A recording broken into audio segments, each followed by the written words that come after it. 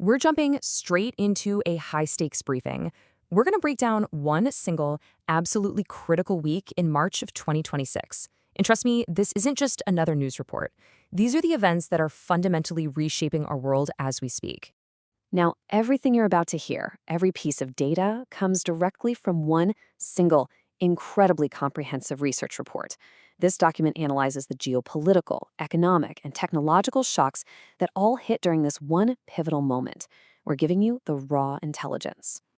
And look, the picture this report paints, it is not pretty. We are looking at a world caught in a perfect storm, a world being torn apart by war, by collapsing supply lines, and by brutal power struggles. The old rules are breaking down, and it is happening shockingly fast. Let's get right to the lead story. Our briefing kicks off in the Middle East. A conflict that's been simmering for decades has just exploded into open war, and it's already sending shockwaves across the entire globe. So, how in the world did we get here? Well, the report points to a very specific window of opportunity. Over the past year, the big Iran nuclear deal, the JCPOA, it completely fell apart. At the exact same time, Iran's allies in the region, groups like Hezbollah and Hamas, were getting hammered in other conflicts. And then, the final piece. Massive anti-government protests started erupting inside Iran itself, making the regime look incredibly vulnerable. That all led to February 28th, when the US and Israel decided that time was up, and they launched Operation Epic Fury. And the scale of this operation, it was just immense.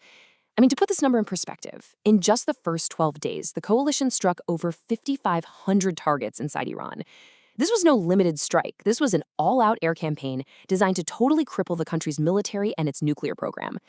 And the fallout was immediate and devastating. Politically, a decapitation strike killed Iran's supreme leader, Ali Khamenei. His son, Moshtaba, was installed almost immediately. But look at the human cost. Over 2,000 people killed, including American personnel. Nearly 43,000 civilian buildings damaged. This conflict is creating a massive humanitarian and cultural catastrophe right before our eyes. But a fire like this, it never stays in one place. The shockwaves from the conflict shot outwards almost instantly, causing a global trade seizure. And it all came down to one critical choke point. And that choke point is, of course, the Strait of Hormuz.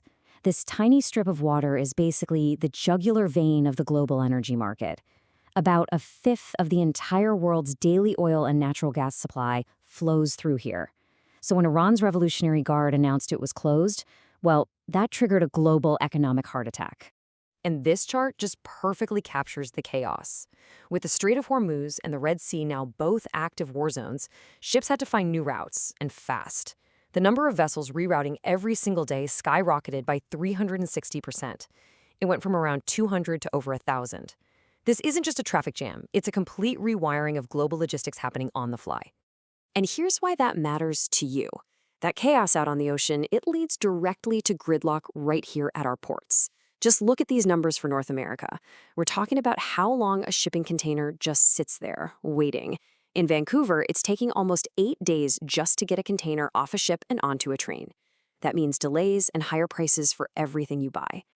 So, while the Middle East was on fire and supply chains were seizing up, other massive geopolitical shifts were happening, creating new crises and redrawing old alliances. So, you'd think the UN Security Council would step in, right? Well, not so fast. The major powers were totally split. The US and Europe weren't even on the same page. Meanwhile, Russia and China, yeah, they condemned the attack, but they pretty much stayed on the sidelines, playing a much longer game. The bottom line here is, there was no united global response. Everyone was on their own. And just when you thought things couldn't get more unstable, the Western alliance itself started to crack. The report details an absolutely unprecedented moment. The US president threatened to militarily annex Greenland, which is part of Denmark, a NATO ally. You heard that right. This sent total shockwaves through the alliance, threatening its very existence. So with the US acting so erratically, what happened?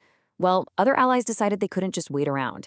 Countries like Canada and the Nordic nations took matters into their own hands. They held an emergency summit, basically forming their own new bloc to stand up to the pressure. And this wasn't just talk. Canada immediately put its money where its mouth is, announcing a $32 billion plan for new military bases to protect its own territory in the Arctic. Okay, now let's pivot to the Indo-Pacific, because another major power was making big moves. A key part of China's playbook is its maritime militia. Experts call it the invisible fleet. And you gotta understand, these aren't Navy destroyers. We're talking about thousands of fishing boats with military-trained crews used to just swarm disputed waters and take control without ever firing a shot. And just recently, China used this militia on a massive scale in the East China Sea. This did not go unnoticed. It prompted an incredibly blunt and public warning from Japan's prime minister, who basically said, if you attack Taiwan, we will see it as a threat to our own survival, and we might just have to get involved. The battle lines in Asia are getting very, very clear. Okay, so just to recap, we've got war, collapsing supply chains, fractured alliances. You'd think that's all that's happening, right? Wrong. Because at the exact same moment all of this geopolitical chaos was unfolding, a technological revolution was kicking into hyperdrive. In the very same week, the AI race just went to a completely new level. It wasn't one breakthrough, it was four, all at once.